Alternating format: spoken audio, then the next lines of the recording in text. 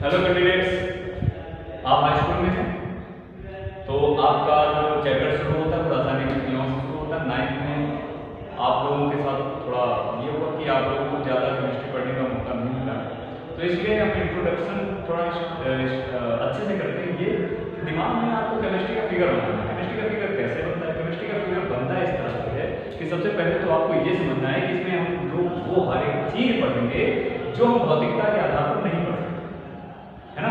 प्रयोगशाला पर आधारित सारी की सारी चीजें होती हैं और हमारे आसपास की चीजें ही होती हैं जो हम पढ़ते हैं। अब जैसे सबसे पहली बात आई रासायनिक अभिक्रिया। तो रासायनिक अभिक्रिया के लिए आपको एक शब्द याद रखना है, बदलाव। जब तक बदलाव नहीं होगा रासायनिक अभिक्रिया नहीं होगी। भाई अगर हमारे सामने किसी एग्जाम्पल जैसे दूध हम ले लें एक कटोरी में और दूध हमारे सामने रखा है, उसमें कोई भी परिवर्तन ना हो तो क्या वो दूध दही बन सकता है, मक्खन बन सकता है? नहीं बन सकता है। ठीक है, कब बनेगा? जब उसमें परिवर्तन हो। जैसे हमारे सामने कागज रखा हो, कागज से हम चाहें कि कोई छाल बन जाए, राख बन जाए, जल जाए, बन सकती है? नहीं बन सकती। कब तक? जब तक वो जलेगी नहीं। तो परिवर्तन हर हाल में हर कदम पर आवश्यक है। प्रकृति का नियम ये है परिवर्तन। जब तक प्रकृति में परिवर्तन नहीं होते तब तक हमको नए प्रतिमान प्राप्त नहीं होते। तो प्रकृति में परिवर्तन की जब बात की जाती है तो परिवर्तन का सबसे बढ़िया नियम क्या है? परिवर्तन का सबसे प्रमुख नियम क्या है? सबसे प्रमुख नियम यही है, प्रतिमान प्राप्त करना, प्रेक्षण प्राप्त करना, प्रयोग करना, है ना।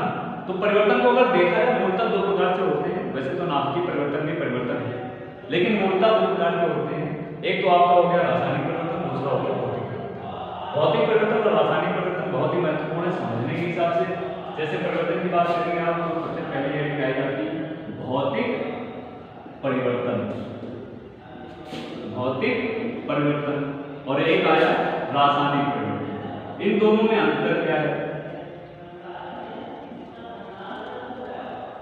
देखिए, अगर आपको कोई नया पदार्थ प्राप्त हुआ, भाई दो चीजें हैं, परिवर्तन जब होगा, बदलाव जब होगा, तो बदलाव में क्या होता है कि एक होता है अभिकारक और एक होता है उत्पादक। ठीक है, एक हो गया अभिकारक और अभिकारक से प्राप्त होने वाला उत्पादक, है ना।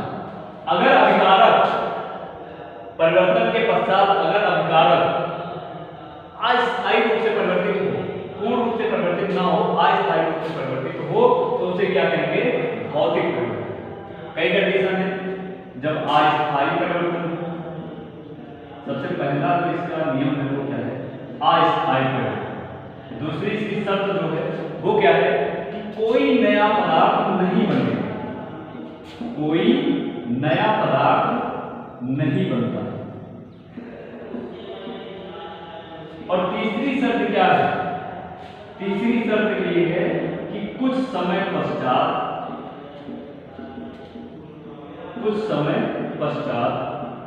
अभिकारक प्राप्त किया जा सकता है, अभिकारक प्राप्त किया जा सकता है। ध्यान दीजिए, अभिकारक प्राप्त किया जा सकता है, लेकिन रासायनिक परिवर्तन की शर्तें अलग है। सबसे पहले देखिए अस्थायी लिखा हुआ है, यहाँ क्या होता है? स्थायी परिवर्तन। मतलब अगर एक बार बदलाव हो गया तो फिर हो गया, हमको दोबारा अभिकारक प्राप्त, वो अभिकारक प्राप्त नहीं। दूसरी शर्त क्या है? कोई नया पदार्थ नहीं बनता है, तो इसमें क्या है कि नया पदार्थ बनता है। इसकी शर्त क्या है? नया पदार्थ बनता है। और तीसरी क्या है? कुछ समय पश्चात अभिकारक प्राप्त किया जा सकता है। आप लिखेंगे कि अभिकारक प्राप्त नहीं हो सकता है, अभिकारक पुनः प्राप्त नहीं हो सकता है। ठीक है ना, अभिकारक पुनः प्राप्त नहीं हो सकता है। ये हुआ भौतिक परिवर्तन और ये क्या हुआ? रासायनिक परिवर्तन। रासायनिक परिवर्तन और भौतिक परिवर्तन में अगर हम इन दोनों को अलग अलग देखेंगे तो गौर से देखिए, मोमबत्ती हमारे सामने रखी हुई है, ठीक है।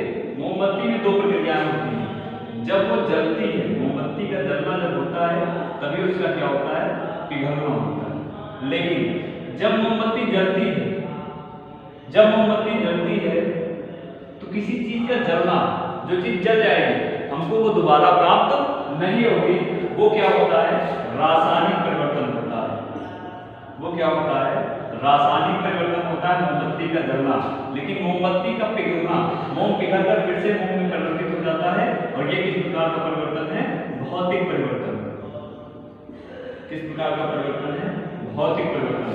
धातुओं का गलना, जैसे लोहे को हम गला दें, लोहे को पिघलाएंगे तो फिर थोड़ी देर के बाद ठंडा होने के बाद कुछ समय पश्चात कार्बन प्राप्त कर सकते हैं। कुछ समय पश्चात जब वो ठंडा हो जाएगा तो हमको फिर से लोहा प्राप्त हो जाएगा। ठीक है, तो ये हुआ रासायनिक परिवर्तन, मोमबत्ती का जलना, किसी चीज का भी जलना रासायनिक परिवर्तन है, और पिघलना भौतिक परिवर्तन। इसकी शॉर्ट लेकर नोट कीजिए।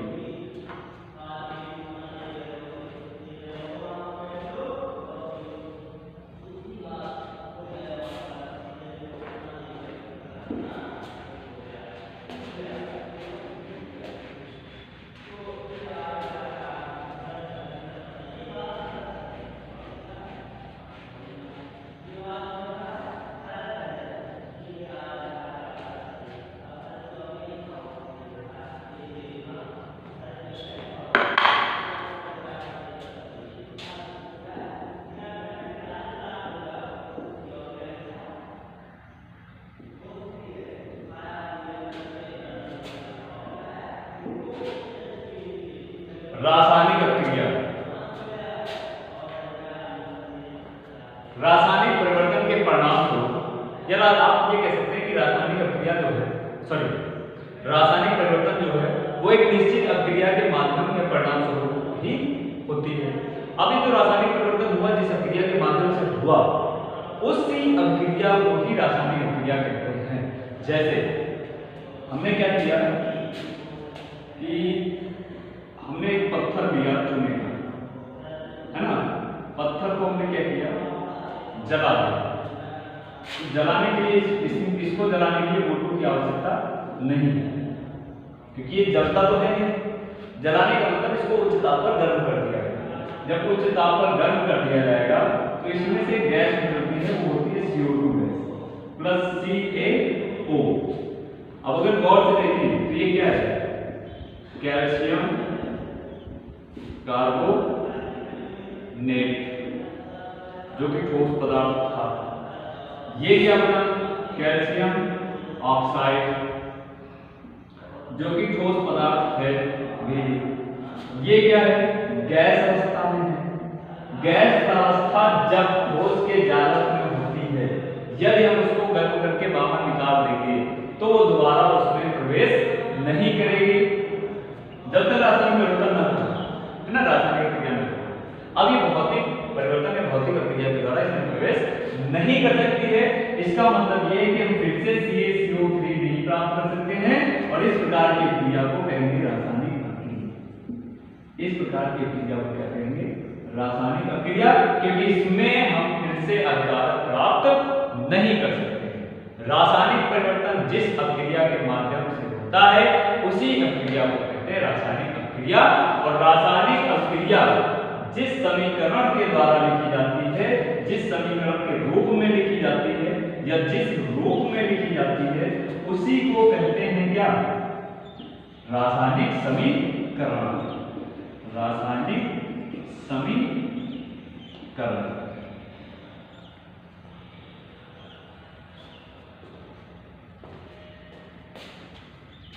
ये तो ये क्या है आपका, ये है अभिकारक, और ये क्या है, उत्पाद। CaCO3।